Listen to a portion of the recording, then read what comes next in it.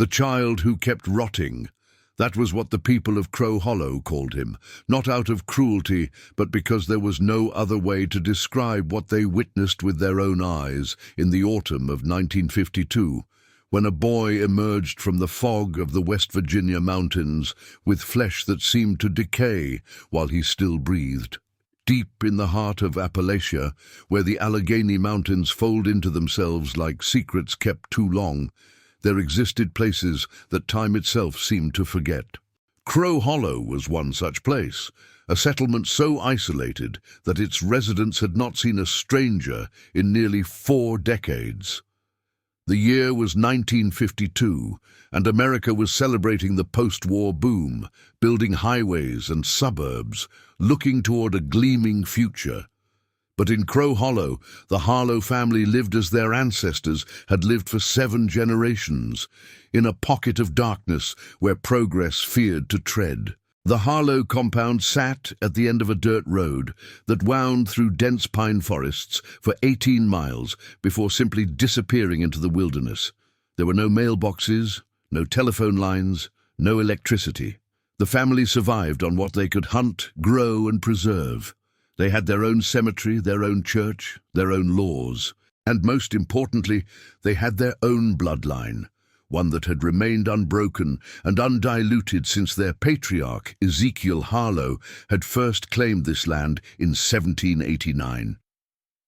What the outside world did not know, what they could not have imagined, was that the Harlows had not married outside their family in over 160 years. The discovery began, as so many terrible revelations do, with a simple act of curiosity. In October of 1952, a young surveyor named Thomas Whitfield was mapping terrain for a proposed coal mining operation when he became hopelessly lost in the mountains. For 3 days, he wandered through forests so thick that sunlight barely penetrated the canopy. On the 4th day, starving and delirious, he stumbled upon a clearing and saw something that would haunt him until his death in 1987. A boy, perhaps 8 or 9 years old, was sitting on a rotting tree stump, perfectly still. At first, Thomas thought the child was a statue, some strange folk art left in the wilderness, but then the boy turned his head and Thomas Whitfield let out a scream that echoed through the hollow. The child's face was a map of suffering written in flesh. His left eye socket was empty, sealed shut by scarred tissue that pulled his features into a permanent grimace. His jaw was malformed, jutting forward at an unnatural angle that made his mouth hang perpetually open, revealing teeth that grew in chaotic directions, some horizontal, some pointing inward toward his tongue. His skin had a greyish pallor, and in several places it appeared to be peeling away as if his body was rejecting itself. His fingers were fused together on his right hand, forming a flipper-like appendage, while his left hand had 7 fingers, 2 of which bent backward at the knuckle. But it was the smell that Thomas would never forget.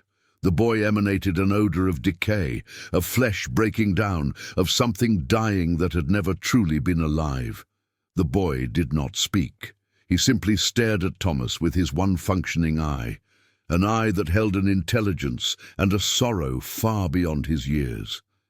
Then he raised his malformed hand and pointed deeper into the forest, toward a column of smoke rising above the trees. Thomas Whitfield should have run. Every instinct in his body screamed at him to flee back into the wilderness, to take his chances with starvation rather than follow this apparition. But something in the boy's gaze held him, a silent plea, a desperate need to be seen, to be acknowledged as human. He followed the boy through the forest for nearly an hour, walking in silence except for the crunch of dead leaves beneath their feet. The trees grew closer together, their branches intertwining overhead to form a natural tunnel that blocked out the pale autumn sun. The air grew colder, damper, carrying with it the scent of wood smoke and something else, something organic and unsettling. When they emerged into the Harlow compound, Thomas Whitfield found himself standing at the edge of a nightmare. There were perhaps 30 structures in various states of decay, cabins, sheds and lean-tos that seemed to grow from the earth itself, their wooden walls green with moss and fungus. Chickens with missing feathers and strange bulbous growths wandered between the buildings. Dogs with too many legs or too few lay in the dirt, watching the stranger with eyes that reflected no light. And then there were the people. They emerged from the cabin slowly one by one, drawn by the presence of an outsider. Thomas would later try to describe them to the authorities, but words failed him. They were human, undeniably human, but generations of isolation had twisted them into something that existed on the margins of humanity. A woman with no nose, just 2 holes in the center of her face, stared at him with milky, cataract-covered eyes. A man whose spine curved so severely that his head nearly touched his knees, shuffled forward on legs that bent in the wrong direction. Twin girls, perhaps teenagers, stood holding hands, their hands fused together at the fingers, the skin having grown over and between them so completely that they could never be separated.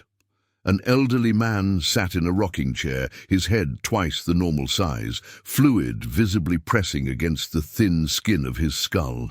And watching over them all, standing on the porch of the largest cabin, was the patriarch, a man who would later be identified as Malachi Harlow, 63 years old, the great-great-great-grandson of Ezekiel Harlow, and the undisputed ruler of this hidden kingdom. Malachi Harlow was perhaps the most normal-looking of all the residents, which made him somehow more terrifying. He was tall and gaunt, with a long grey beard and eyes the colour of dirty ice. He wore a black suit that had been patched and repatched so many times it was more thread than fabric. When he smiled at Thomas Whitfield, he revealed a mouth full of perfect teeth. The only perfect thing about him. The only perfect thing in this entire compound. "Welcome, stranger," Malachi said, his voice carrying a strange musicality, an accent that seemed to belong to another century. "It has been a long time since we have had a visitor, 41 years by my counting. The last one was a government man, come to count heads for the census. He stayed for supper. He stayed forever, in fact." Thomas Whitfield understood immediately that he was not going to leave Crow Hollow alive. Not unless he played his cards very, very carefully. What he witnessed over the next 72 hours would become the basis for one of the most disturbing investigations in West Virginia history, an investigation that would be suppressed, sealed, and forgotten for decades. He saw children born to siblings, caring for children born to parents and offspring. He saw a family tree that did not branch but circled back on itself again and again, like a snake consuming its own tail. He learned that the Harlows believed they were blessed, chosen by God to remain pure and separate from the corrupt world beyond their mountains. Ezekiel Harlow had preached that mixing with outsiders would dilute their divine essence, and his descendants had taken this teaching to its most horrifying extreme. Brothers had paired with sisters, fathers had produced offspring with daughters, mothers had borne children by their own sons. Generation after generation, the same recessive genes had found each other, amplifying deformities, creating new ones, writing a medical textbook of genetic disorders in living flesh. The boy who had led Thomas to the compound was named Isaiah. He was 8 years old, the offspring of a union between half-siblings who were also first cousins.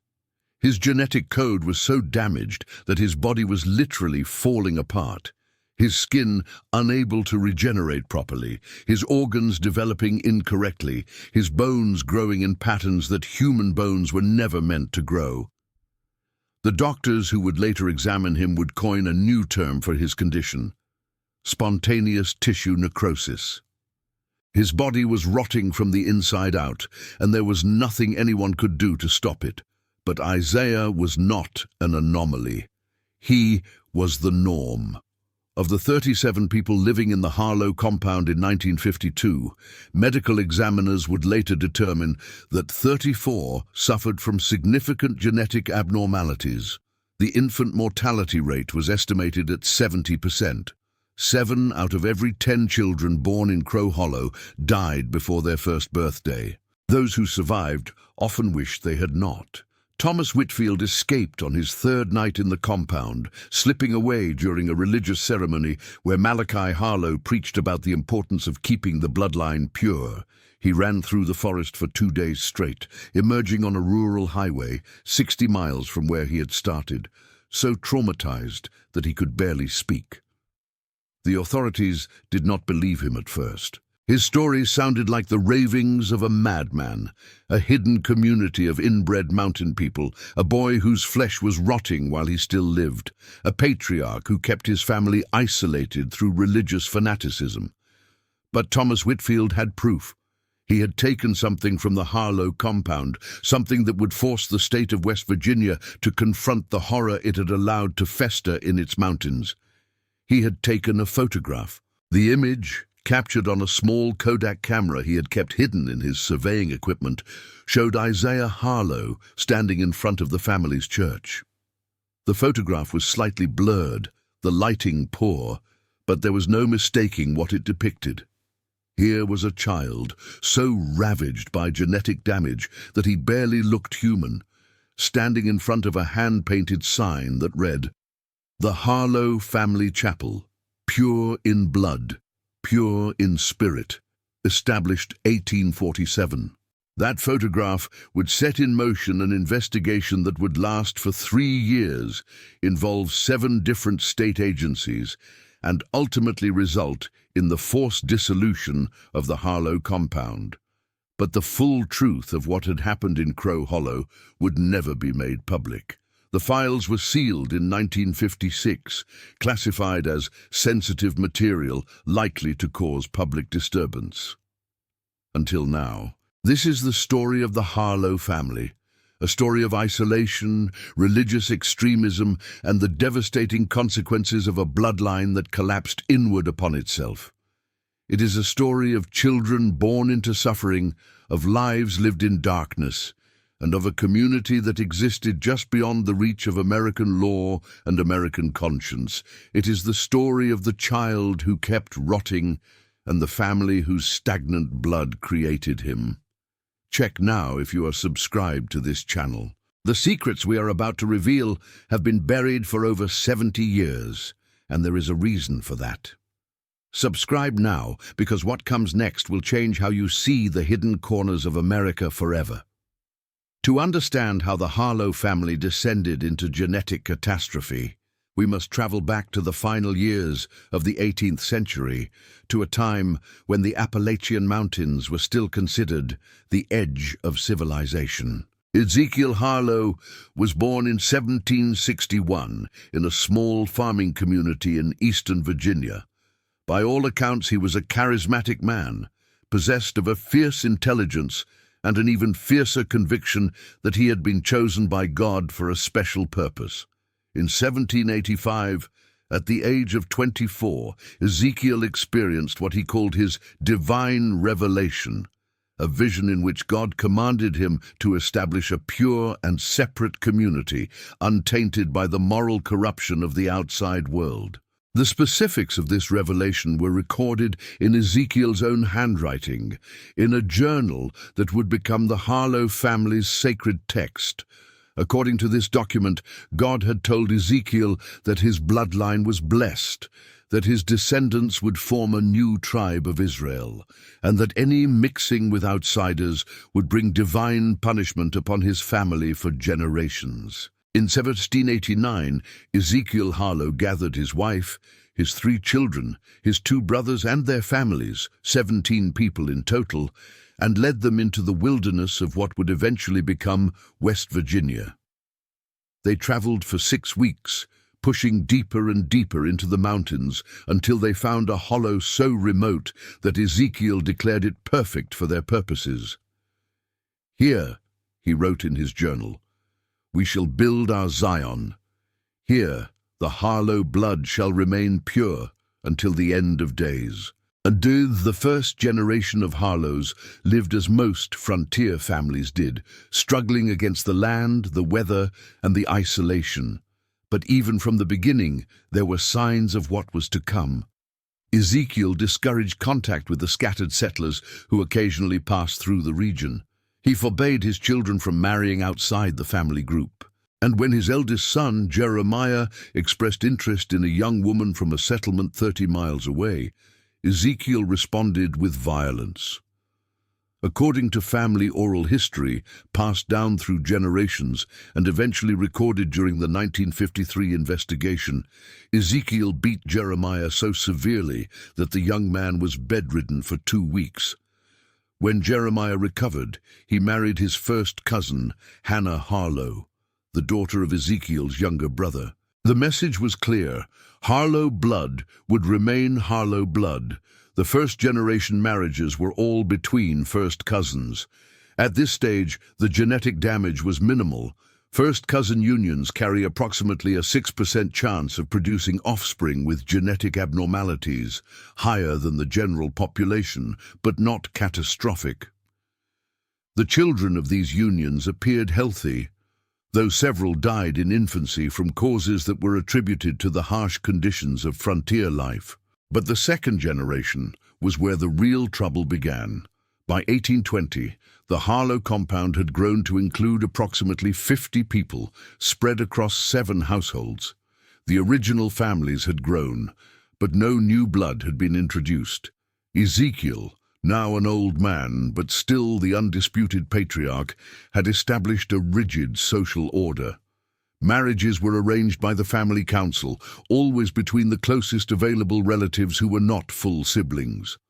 First cousins married first cousins. Half-siblings married half-siblings.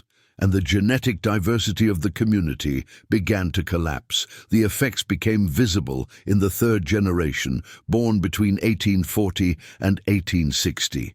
Church records from the Harlow family chapel, records that were recovered during the 1953 investigation, paint a grim picture.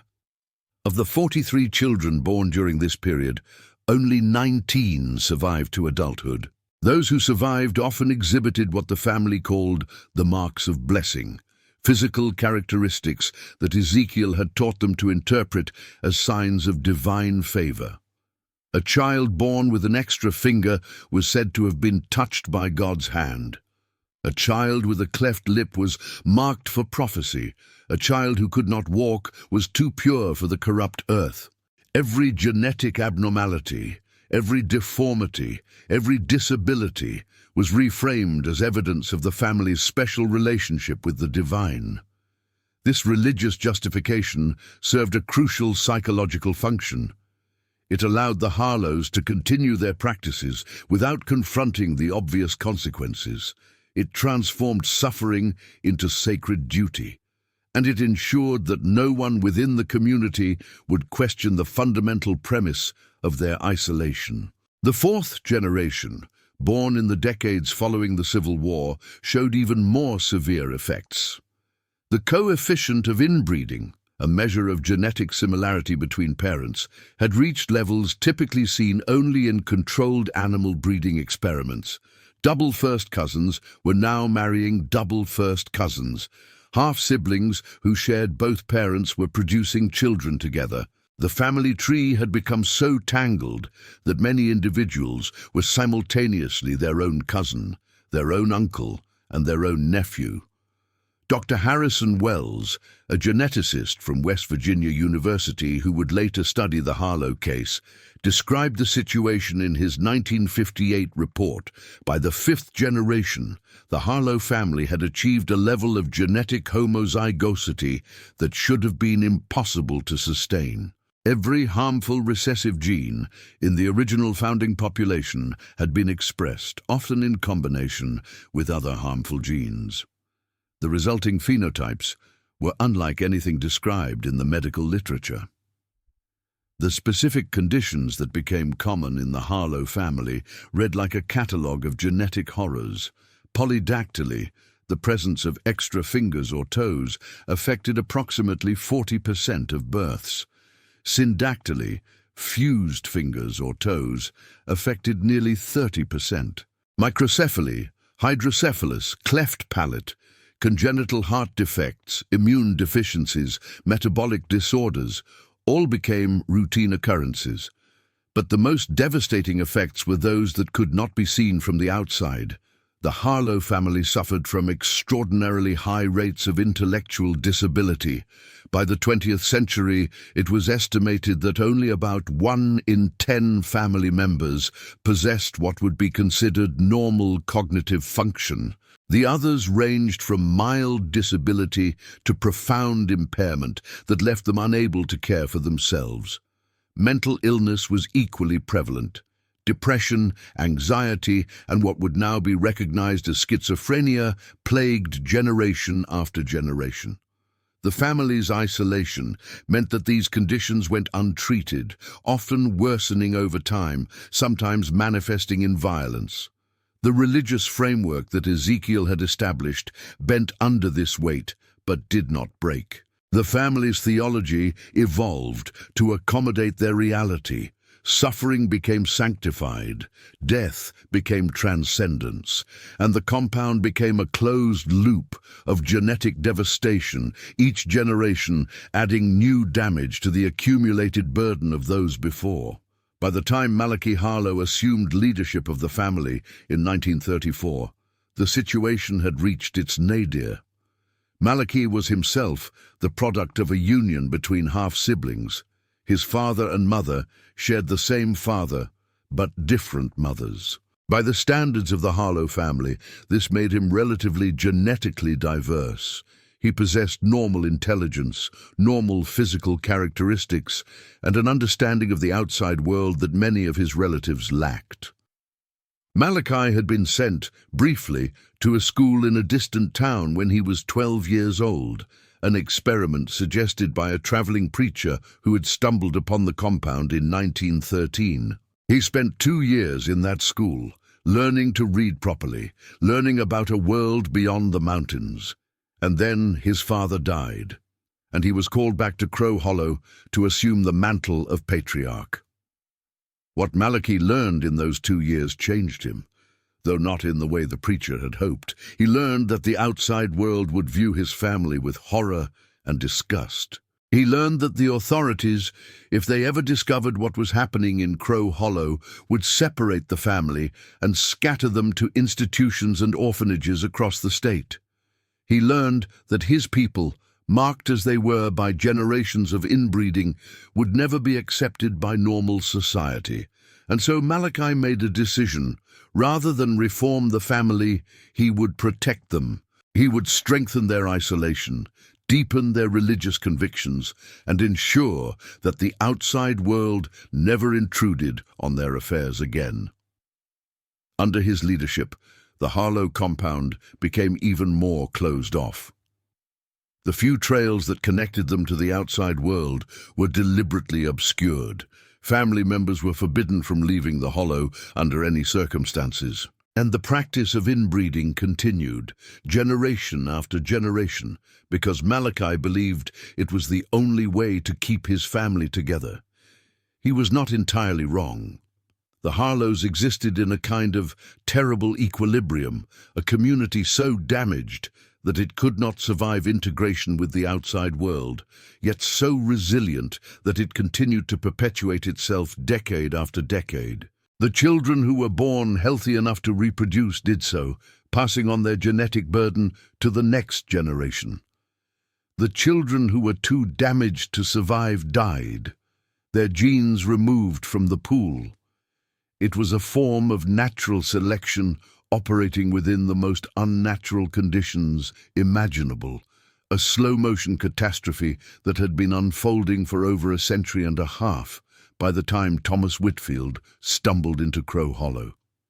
And at its center, always, was a child like Isaiah, A child whose body was a living testament to the price of isolation. A child who kept rotting because his blood was stagnant, because his family had kept themselves apart from the river of humanity for so long that they had become something separate, something tragic, something that would haunt the conscience of West Virginia for generations to come.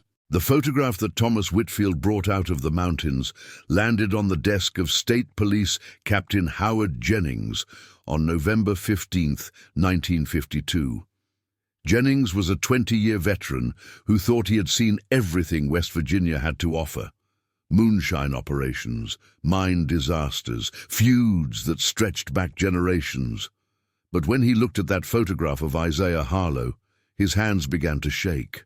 "I need you to understand something," Whitfield said, sitting across from Jennings in the small state police office in Charleston. "I am not a hysterical man. I was in the Pacific during the war. I saw things in Okinawa that still wake me up at night, but nothing prepared me for what I saw in those mountains." Jennings organized a preliminary expedition 2 weeks later. He hand-selected 4 deputies, all combat veterans, all men he trusted to keep quiet about whatever they might find. They equipped themselves with supplies for a 2-week journey and set out into the mountains on December 1st, 1952. What they found confirmed Whitfield's account in every terrible detail. The Harlow compound was exactly where Whitfield had described it, at the end of a dirt road that turned into a path that turned into nothing but forest. The deputies approached carefully, identifying themselves as state police and requesting permission to enter the community. Malachi Harlow met them at the edge of the compound, courteous but wary. "We are a private religious community," he said, his voice carrying that strange, archaic accent. "We do not welcome interference in our affairs." But the deputies had come prepared with a warrant, signed by a circuit court judge based on Whitfield's testimony and photographic evidence. Malachi Harlow read the document carefully, his expression unreadable, then stepped aside. "You may look," he said, "but understand that you are witnessing God's work, not man's failure." Over the next 3 days, Captain Jennings and his deputies documented conditions that would later be described in official reports as the most severe case of familial isolation and its consequences ever recorded in the state of West Virginia. They photographed 37 individuals, noting physical characteristics that ranged from mild abnormalities to profound disfigurement. They interviewed family members who were capable of communication, though many spoke in a dialect so removed from standard English that interpreters were eventually required. They examined the family's records, birth certificates, marriage certificates, death certificates, all maintained in meticulous detail by successive generations of Harlow patriarchs. The family tree they reconstructed was a maze of interconnected lines that circled back on themselves repeatedly. They found individuals who were simultaneously aunt and niece, uncle and nephew, father and cousin. They found that the average coefficient of inbreeding among living family members was 0.25, equivalent to the offspring of full siblings, with some individuals reaching coefficients of 0.375 or higher. But it was the children who affected the deputies most deeply.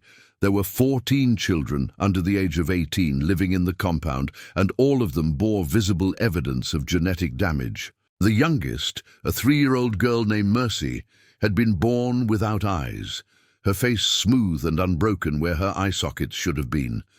The oldest, a 17-year-old boy named Ezra, had a spine so curved that he stood barely 4 feet tall despite having the arm span of a grown man. And then there was Isaiah. The boy who had led Thomas Whitfield to the compound was examined by a physician who had accompanied the expedition, Dr. Samuel Morrison, a physician from Charleston who had served as a field surgeon during the war. What he found defied his medical understanding. Isaiah's skin was indeed in a state of active deterioration. Layers of tissue were sloughing off in patches, revealing raw, weeping flesh beneath. His body seemed incapable of healing itself. Wounds that should have closed in days remained open for weeks, slowly expanding rather than contracting. Morrison would later write in his report that Isaiah appeared to be suffering from a condition he could only describe as living decomposition. "The boy's cellular regeneration has essentially ceased," Morrison wrote. "His body continues to function, but it cannot repair itself. Every minor injury, every scratch, every bruise becomes a permanent wound that slowly expands. Without intervention, I estimate his lifespan at no more than 2 to 3 years." The investigation continued through December and into January of 1953. State officials faced an impossible dilemma. The Harlow family had committed no crime that could be easily prosecuted under existing law. The unions that had produced these damaged children were not technically illegal in West Virginia at the time. The state's laws against such relationships were vague and rarely enforced, particularly in isolated rural communities. Moreover, the family members themselves did not wish to be rescued. When deputies explained that they could help relocate individuals to medical facilities, to group homes, to foster families, the Harlows refused almost unanimously. This was their home, this was their family, this was their way of life, blessed by God and sanctified by tradition. "You see us as broken," Malachi Harlow said during one of his interviews with Captain Jennings, "but we see ourselves as pure. The outside world is the corrupted one, full of mixing, full of contamination. We have kept ourselves apart as God commanded. If our children suffer, it is because God is testing us, refining us, preparing us for something greater." Jennings found himself unexpectedly moved by the old man's conviction, even as he was horrified by its consequences. Here was a community that had convinced itself that suffering was sacred, that isolation was virtue, that the twisted bodies of their children were marks of divine favor rather than evidence of catastrophic genetic damage. If Isaiah could speak to you right now, what do you think he would say? Leave a comment with these words: "I see you, Isaiah. Your suffering was not in vain." Let him know that even 70 years later, someone still remembers his pain. The state ultimately decided on a compromise that satisfied no one. The Harlow compound would be placed under ongoing monitoring by social services. Medical care would be offered, though not mandated, to family members who wished to receive it. Children would be evaluated for potential placement in state care, but only if they were found to be in immediate danger. It was a bureaucratic solution to a human tragedy, and it failed almost immediately. Over the following months, only 3 family members accepted medical treatment, all of them elderly, all of them suffering from conditions that made daily life unbearable. The children remained with their families. The practices that had created them continued unchanged. Isaiah Harlow died on March 17, 1954, 16 months after Thomas Whitfield first encountered him in the forest. He was 9 years old. His body had finally succumbed to the deterioration that had plagued him since birth, his organs failing one by one as his flesh continued its slow collapse. He was buried in the Harlow family cemetery, in a small grave marked with a wooden cross that bore no name, only the words, "Pure in blood, pure in spirit."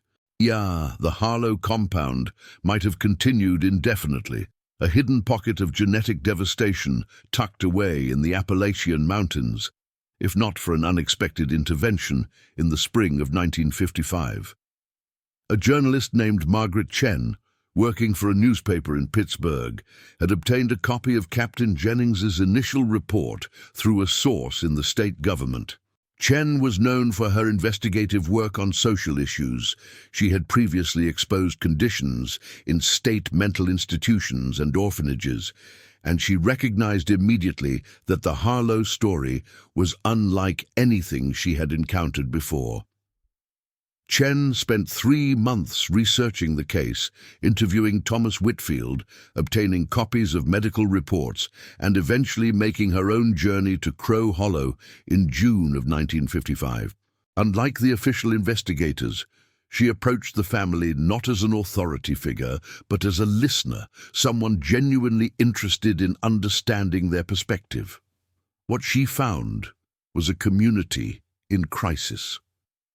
In the 2 years since the initial investigation, conditions had deteriorated significantly. The attention from state authorities had disrupted the delicate equilibrium that had sustained the Harlows for generations. Several family members had fled into the deeper mountains, afraid of being taken away. Others had begun to question the teachings that had governed their lives, creating fractures in the family's unity. Malachi Harlow, now 68 years old, was visibly diminished. The patriarch who had faced down state police with quiet dignity was now a frail old man, watching his family splinter before his eyes. "We survived for 166 years, he told Chen during one of their conversations. We survived the wilderness, the wars, the government men who came to count us and tax us. But we cannot survive being seen. Your world's eyes are poison to us." Chen's article, published in September 1955, caused a national sensation. Titled "The Hidden Hollow, America's Secret Shame," it brought the Harlow story to an audience of millions. The response was overwhelming and not entirely sympathetic. Many readers expressed horror, not at the family's suffering, but at their existence, calling for forced sterilization, institutionalization, or worse. The attention proved fatal to the community's survival. In October 1955, the West Virginia legislature passed an emergency measure authorizing the removal of all minor children from the Harlow compound for medical evaluation and potential placement in state care. Armed with this new authority, state officials returned to Crow Hollow on November 3, 1955. What they found was devastation. Malachi Harlow had gathered the family together 3 days earlier and announced that the time had come to scatter. Rather than allow their children to be taken, the Harlows would disperse into the mountains, into other states, into the anonymous vastness of America. They would survive as they always had, by remaining hidden, by keeping to themselves, by preserving their bloodline however they could. When the authorities arrived, they found the compound nearly abandoned. Only 11 people remained: the elderly, the severely disabled, those too frail to travel. Malachi Harlow was among them. "You have won nothing," he said, as officials documented the scene. "We are like seeds scattered by the wind. Wherever we land, we will take root. The Harlow blood will continue." He died 3 weeks later, on November 24, 1955, officially from pneumonia, but more accurately from a broken heart. He was buried next to Isaiah in the family cemetery, the last patriarch of a community that had existed for over a century and a half. The scattering of the Harlows created new tragedies across Appalachia. Family groups settled in isolated hollows throughout West Virginia, Kentucky, Tennessee, and Virginia. They changed their names, adopted new identities, but continued their practices in secret. Medical professionals in rural areas began reporting unusual clusters of genetic disorders, children born with familiar patterns of deformity, families that kept to themselves and avoided outside contact. The cycle continued, generation after generation, diminishing but never quite disappearing. In 1978, a social worker named Patricia Downing was assigned to investigate reports of child neglect in a remote area of eastern Kentucky. What she found was a family of 12 living in a 2-room cabin without running water or electricity, a family with a familiar pattern of physical characteristics, a familiar resistance to outside contact, a familiar insistence that their way of life was blessed by God. They called themselves the Holloway family, but their family Bible, hidden beneath a loose floorboard and discovered during a subsequent investigation, revealed their true identity. They were Harlows, descendants of one of the groups that had scattered from Crow Hollow 23 years earlier. Patricia Downing's discovery led to a renewed investigation that would eventually identify 17 separate Harlow family groups living in isolation across 4 states. Some had integrated partially into mainstream society, their genetic legacy diluted through marriages with outsiders. Others had maintained the old ways with frightening fidelity, producing new generations of children marked by the same devastating conditions that had afflicted their ancestors. The total number of individuals affected by the Harlow legacy has never been definitively established. Estimates range from several hundred to over 1,000, spread across Appalachia and beyond. Many have no idea of their connection to the original Crow Hollow community. Others know, but refuse to acknowledge it. The shame of their heritage buried beneath layers of denial and silence. Medical researchers who have studied the Harlow case describe it as one of the most extreme examples of genetic isolation in American history. The family's coefficient of inbreeding exceeded that of European royal families, of isolated island populations, of virtually any documented human community. The consequences were correspondingly severe, a catalogue of genetic disorders that reads like a textbook of human suffering. But the Harlow story is not merely a medical curiosity.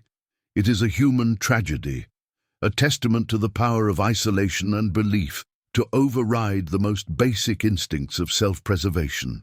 It is a story of children like Isaiah, born into bodies that could not sustain them, living brief lives filled with pain and confusion. It is a story of families convinced that their suffering was sacred, that their isolation was virtue, that the destruction of their own bloodline was somehow God's will. The Crow Hollow compound still exists, though it is now deep within protected national forest land. The cabins have collapsed, their wooden walls returning to the earth from which they came.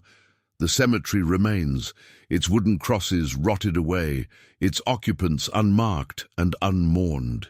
The church where Ezekiel Harlow first preached the doctrine of blood purity is now just a foundation of stones, barely visible beneath the undergrowth.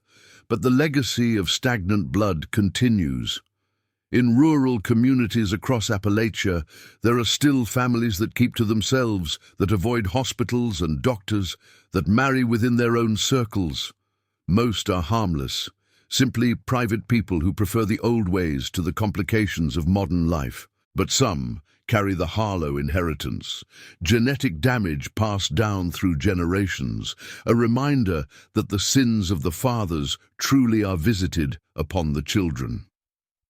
Isaiah Harlow died in 1954, a child who never had a chance, whose body was a living monument to the consequences of isolation. He was 9 years old. He never learned to read. He never traveled more than a mile from the hollow where he was born. He never knew that the world beyond the mountains was vast and varied, full of people who would have helped him if they had only known he existed. But in his brief, painful life, Isaiah served as a witness. His photograph, taken by Thomas Whitfield on that October day in 1952, became evidence of a tragedy that American society had allowed to unfold in its hidden places. His story, finally told, stands as a warning against the dangers of isolation, of extremism, of the belief that any bloodline can remain pure without consequence. The child who kept rotting is gone now, his flesh finally at rest after years of slow collapse. But his memory endures, a ghost in the mountains, a reminder of what happens when blood becomes stagnant, when families turn inward upon themselves, when suffering is sanctified and isolation becomes absolute. This is the legacy of Crow Hollow. This is the price of purity. This is the story of the Harlow family, told at last, so that the children who suffered in silence might finally be heard. If you watched until here, it is because you truly connected with this story. Leave a comment saying, "I watched until the end," so I can know you and recognize who truly appreciates the stories on this channel. The secrets of Crow Hollow remained buried for over 70 years. The children who suffered there were forgotten by history, their pain unacknowledged, their lives reduced to entries in sealed government files. But now, their story has been told. If this story moved you, if it made you think about the hidden tragedies that exist in the forgotten corners of our world, then please subscribe to this channel. We bring these buried histories to light, not to sensationalize suffering, but to honor those who endured it. Hit the like button if you believe these stories deserve to be told. Share this video with someone who needs to understand that the past is never truly past, that its shadows reach forward into our present, shaping who we are and warning us about who we might become. Isaiah Harlow was real, his suffering was real, and now, because you watched, because you listened, because you cared enough to stay until the end, he is no longer forgotten. The stagnant blood of the Appalachian swamp has finally been given voice, and the child who kept rotting can finally rest.